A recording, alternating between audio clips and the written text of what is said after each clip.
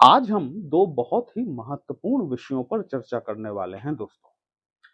पहली चर्चा राहु के नक्षत्र परिवर्तन को लेकर है और दूसरी चर्चा 27 जुलाई 2026 को होने वाले शनि के वक्रत्व से संबंधित है। ये दोनों ही घटनाएं काफी महत्वपूर्ण हैं और किन क्षेत्रों में आपको थोड़ी-सी सावधानी बरतने की आवश्यकता रहेगी, कहाँ से आप ज़्यादा से ज़्यादा लाभ उठा सकते हैं, वही हम लोग आज डिस्कस करने वाले हैं। नमस्कार दोस्तों, कैसे हैं आप सभी? मैं आपका आचार्य श्लोक आपके अपने चैनल श्री हनुमंत कृपा में आपका हार्दिक स्वागत करता हूँ, अभिनंदन करता हूँ। साथ ही अपने बड़े भैया श्री हनुमान जी से करबद्ध निवेदन करता हूँ कि अपने हनुमत कृपा परिवार के सभी सदस्यों को, नए जुड़ने वाले सभी सदस्यों को सुख समृद्धि प्रदान करें, उन्हें उनके कार्यों में आशातीत सफलता प्रदान करें। दोस्तों मेरे पीछे जो 6 का लिखा हुआ अंक आप देख रहे हैं, ये इस बात को दिखाता है कि या तो आपकी राशि कन्या है या फिर आपकी लग्न कन्या है। बुध महाराज आपके लग्नेश या फिर राशिपति बनते हैं। राहु देव का गोचर वर्तमान परिस्थितियों में आपकी पत्रिका के 6वें घर में हो रहा है, वहीं शनि महाराज सप्तम भाव में गोचर कर रहे हैं। राहु ने जो अपना नक्षत्र परिवर्तन किया है, अब इन्होंने मंगल के धनिष्ठा नक्षत्र में गोचर करना शुरू किया है। 6वां भाव तो ऑलरेडी राहु महाराज एक्टिवेटेड करके बैठे हुए हैं आपके।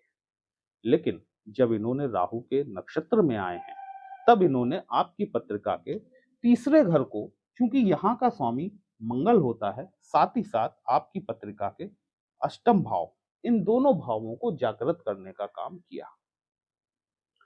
तीसरा घर बेसिकली ये उन चीजों को रिलेट करता है जो कि टेक्नोलॉजी से रिलेटेड है, इंटरनेट से रिलेटेड है, विजिबिलिटी से रिलेटेड है। यदि आप इन क्षेत्रों से जुड़े हुए हैं, भले आप आईटी फील्ड के हों, भले आप टेक्नोलॉजी के क्षेत्र से जुड़े इंजीनियर हों, या फिर आप सोशल मीडिया इन्फ्लुएंसर ही क्यों ना हो, यदि आप मीडिया से जुड़े हुए हैं, एंकरिंग से जुड़े हुए हैं, कहीं ना कहीं लोगों के बीच में आपकी विजिबिलिटी है, लोग आपको देख पाते हैं, सुन पाते हैं, तो निसंदेह तौर पर यदि आपकी पत्रिका में राहु की स्थिति शुभ बनी हुई है, तो आपको असीमित संभावनाओं के द्वार खुलते हुए दिखाई देंगे। राहु का ये जो धनिष्ठा नक्षत्र में परिवर्तन हुआ है, धनिष्ठा नक्षत्र 27 नक्षत्रों की श्रेणी में 23वें नंबर का ये नक्षत्र है और मंगल महाराज इसके स्वामी बनते हैं। नाम से ही स्पष्ट है कि धनिष्ठा अर्थात धन देने वाला नक्षत्र है, लेकिन ये धन तब देगा जब राहु महाराज शुभ होंगे। राहु महाराज यदि आपकी पत्रिका में शुभ नहीं है, तो उन्हें शुभ कैसे बनाया जाए, उससे संबंधित उपाय भी मैं आपको अंत में जरूर बताऊंगा। तो ये तीसरा घर तो राहु एक्टिवेटेड कर ही रहे हैं, पराक्रम का घर है, ये आपके साहस का घर है। कुछ क्षेत्रों में आपको संघर्ष देखने के लिए मिल सकता है, लेकिन उन संघर्षों के पार जाकर आपको अभूतपूर्व संभावनाएं भी दिखाई देती हैं, क्योंकि जब आप जीवन में संघर्ष में उतरते हैं, जब आप अपने पराक्रम का प्रदर्शन करते हैं, तत्पश्चात मिलने वाली सफलता काफी दीर्घकालिक होती है। अष्टम भाव आप जानते हैं कि हम इसे साधनाओं का भाव कहते हैं, रहस्यों का भाव कहते हैं। कई लोग इसे मृत्यु का भाव भी कहते हैं, आयुष्य का भाव भी कहा जाता है। बेसिकली यदि देखा जाए तो अष्टम भाव निसंदेह तौर पर भय का भाव है, ट्रांसफॉर्मेशन का भाव है, ये बदलाव की तरफ इंगित करता है। जीवन में किसी भी व्यक्ति के जब कोई बड़ा बदलाव आता है, तो उसमें अष्टम भाव या फिर अष्टम भाव से जुड़े हुए प्लैनेट की आ, ये आप देखेंगे कि वो कहीं ना कहीं इसमें शामिल जरूर है। तो अष्टम भाव चूंकि बदलाव का भाव है, यदि आप प्लैनेट के साथ में अपने आप को एडजस्ट कर लेते हैं, तो फिर प्लैनेट आपके हिसाब से काम करना शुरू करता है। और मैं हमेशा कहता हूं कि जब आप प्लैनेट के हिसाब से अपने आप को अलाइन नहीं करते, तो जब प्लैनेट रिजल्ट देता है तो वो अपने तरीके से देता है, और प्लैनेट का तरीका थोड़ा सा क्रूर हो सकता है, क्रूअल हो सकता है। अष्टम भाव मैंने आपसे कहा कि ये साधनाओं का भाव है, रिसर्च का भाव है। किसी भी फील्ड में आपके द्वारा की जाने वाली रिसर्च ही आपको आगे बढ़ने में मदद करेगी।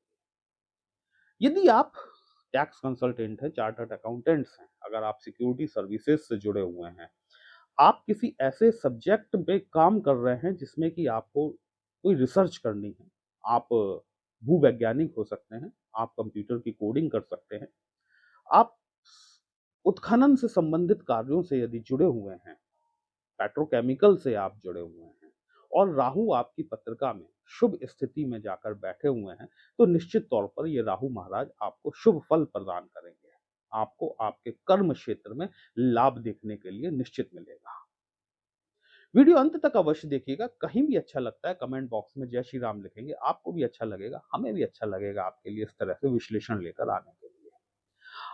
अब हम बात करते हैं दूसरे परिवर्तन की, जो कि शनि महाराज अभी वर्तमान समय में आपकी पत्रिका के सप्तम भाव में गोचरस्थ हैं। ये शनि महाराज 27 जुलाई 2026 को रेट्रो हो जाएंगे, अर्थात वक्री हो जाएंगे। जब भी कोई प्लैनेट रेट्रो होता है अर्थात वक्री होता है, आपके नेटल चार्ट में ये जिस स्थिति में जाकर बैठा हुआ है उसके अनुसार आपको शुभ और अशुभ चीजों में बढ़ोतरी देखने के लिए मिलती है। क्योंकि जो प्लैनेट रेट्रो होता है उसकी पावर बढ़ जाती है, इसको एक प्रकार का विशेष बल मिल जाता है। सप्तम भाव जीवन साथी का भाव है, दाम्पत्य जीवन का भाव है। यही भाव आपकी जनसंपर्क को दिखाता है, जिसको हम पब्लिक रिलेशन कहते हैं। यही भाव जनमानस को दिखाता है, जिससे कि आप सम्मुख होते हैं, जिसको आप सुनते हैं वो जनमानस आपको सुनता है। साथ ही साथ यही सप्तम भाव आपकी पार्टनरशिप को, व्यावसायिक भागीदारियों को भी दिखाता है। शनि महाराज यदि आपकी पत्रिका में शुभ हैं दोस्तों, यहां पर शुभ और अशुभ दोनों चीजों का ध्यान करना जरूरी होगा। यदि शनि महाराज आपकी पत्रिका में शुभ हैं, तो विवाह योग्य जातकों के विवाह संस्कार संबंध पक्का कराने में यहाँ पर शनि महाराज अपने वक्रत्व काल में मदद करेंगे। यदि आप कोई पार्टनरशिप शुरू करना चाह रहे हैं, रास्ते खुलेंगे आपके। यदि आप किसी पार्टनर की तलाश में हैं, आपको उचित पार्टनर मिल सकता है। यदि आप राजनीतिक क्षेत्रों से जुड़े हुए हैं, तो आपको यहाँ पर ये देखने के लिए, क्योंकि शनि जो है ना, ये जनता को ही रिप्रेजेंट करता है और शनि हमेशा विपक्ष को रिप्रेजेंट करता है, सत्ता पक्ष को कभी नहीं करता। ये शनि की खासियत है। तो यदि आप पॉलिटिकल क्षेत्रों से जुड़े हुए हैं, पॉलिटिकल लीडर है या फिर पॉलिटिकल अप्रोच रखते हैं, जनता को अपनी बातें सुनाना चाहते हैं, शनि आपकी पत्रिका में शुभ है, निसंदेह तौर पर जनता आपकी बातों को सुनेगी। शनि की तीसरी दृष्टि जो है वो आपके भाग्य भाव पर पड़ेगी। ये 9th हाउस है, ये पिता का भाव भी कहा जाता है, इसको धर्म का भाव भी कहते हैं। यहां से दूरगामी यात्राएं भी देखी जाती हैं। यदि शनि महाराज आपकी पत्रिका में शुभ स्थिति में है, तो यहां पर आपको, क्योंकि शनि खुद एक आध्यात्मिकता का प्लैनेट है, इस बात को समझिएगा। शनि, लोग कह सकते हैं जरूर इस बात को कि ये पापग्रह है, लेकिन शनि पापग्रह होने के बावजूद भी कर्म, अनुशासन और आध्यात्मिकता को रिप्रेजेंट करने वाले प्लैनेट है। और शनि की आध्यात्मिकता बहुत गहरी होती है, गुरु बृहस्पति से भी ज्यादा गहरी होती है। तो यदि शनि आपकी पत्रिका में शुभ स्थिति में बैठे हुए हैं, धार्मिक स्थलों की यात्रा यहां पर ये आपको देखने के लिए मिलेगी। विशेषकर शिवजी के मंदिरों में आपका आना जाना हो सकता है। निश्चित तौर पर पिता के साथ संबंध सुधर सकते हैं। यदि आप विदेश जाने के इच्छुक हैं, इस वक्रत्व काल में आपको प्रयास करना चाहिए, यदि शनि शुभ स्थिति में है उस कंडीशन में। अदरवाइज शनि टांग अड़ाएंगे अच्छे भले बनते हुए कामों को। यदि शनि आपकी पत्रिका में अशुभ हैं, तो फिर ये अच्छे भले बनते हुए कामों में टांग अड़ाने का काम इनके द्वारा किया जाएगा। शनि की जो 7th एस्पेक्ट है वो आपके फर्स्ट हाउस पर पड़ती है। अच्छा, इस बात को देखिएगा कि शनि देव की 2 भावों में जो दृष्टियां पड़ रही हैं, वो शनि के नैसर्गिक मित्र माने जाने वाले ग्रहों के भावों पर पड़ रही है। जैसे तीसरा भाव जो है, ये शुक्र की राशि वृषभ राशि यहाँ पर फॉल करती है, शनि का मित्र माना जाता है।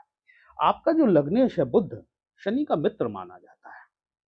ओवरऑल जब ये 7th एस्पेक्ट से आपके फर्स्ट हाउस को देखते हैं, तो हैं तो शनिदेव कितने भी अच्छे होंगे, थोड़ा बहुत परिवर्तन तो ये लाते ही लाते हैं। यहाँ पे चूंकि आपकी कन्या राशि इसलिए है क्योंकि आपका चंद्रमा 6 नंबर के अंक में बैठा हुआ है। जब शनिदेव चंद्रमा को देखते हैं, चंद्रमा हमारे मन, हमारे मनस से संबंध रखता है। जब शनिदेव चंद्रमा को देखते हैं तो कहीं ना कहीं, और विशेषकर वक्रत्व काल के दौरान, ओवर थिंकिंग की प्रॉब्लम हो जाती है। आदमी ज्यादा सोचने लगता है, और चूंकि आपका अष्टम भाव भी एक्टिवेटेड हो रहा है, इस दौरान जो है आपको इन चीजों में थोड़ी सावधानी बरतने की आवश्यकता रहेगी कि आप किसी भी चीज को लेकर ओवर थिंकर ना बने, क्योंकि ये ओवर थिंकिंग की जो समस्या इस दौरान आपको देखने के लिए मिलेगी, ये आपको डॉक्टर तक ले जा सकती है। तो यहां पर आपको विशेष रूप से ओवर थिंकिंग से बचना है। अपने चंद्रमा को मजबूत रखना है। अपने नहाने के जल में यदि आप थोड़ा सा गंगा जल मिला के उससे स्नान करना शुरू करते हैं, तो कहीं ना कहीं चंद्रमा आपका मजबूत होना शुरू होता है। शनि की दूसरी क्वालिटी क्या है कि ये चाहते तो हैं आपसे अनुशासन, कड़ी मेहनत, लेकिन बदले में थोड़ा सा ये आपको आलस देते हैं। आज का काम यदि कल पर टांगने की प्रवृत्ति है, तो उसको आप छोड़ दीजिए, क्योंकि वक्री काल में ये आपको ज्यादा देखने के लिए मिलने वाला है। आपको ये ऐसा लगेगा कि ये आज का काम कल निपटा लेंगे, आज पानी बरस रहा है, आज गर्मी ज्यादा, आज ह्यूमिडिटी बहुत ज्यादा है, आज के बजाय मैं इस काम को कल कर लूंगा। यदि आपको 27 जुलाई के पश्चात आपको ऐसे विचार आए, तो आपको अलर्ट हो जाने की जरूरत है। शनि की 10th एस्पेक्ट जो है, ये आपके 4th हाउस पर पड़ेगी। 4th हाउस काफी इंपॉर्टेंट है, क्योंकि ये हमारे मन को, हमारी माता को, हमारी भौतिक सुख संसाधनों को दिखाने वाला भाव है। यदि शनि आपकी पत्रिका में शुभ स्थिति में बैठे हुए हैं, कोई नया भवन, अच्छा एक चीज को और याद रखिएगा कि शनि जो है ना, वो पुरानी चीजों के प्रति लगाव होता है। जिन लोगों की पत्रिका में शनि बलशाली होता है, या जो लोग शनि प्रधान होते हैं, उन्हें पुरानी चीजों से लगाव होता है। वो पुरानी चीजों को सहेज कर, समेट कर रखते जाते हैं। भले वो एक तरीके से कबाड़ के रूप में हो, लेकिन वो चीजों को इकट्ठा करने की उनकी प्रवृत्ति होती है, और वो पुरानी पुरानी चीजों को इकट्ठा करते जाते हैं।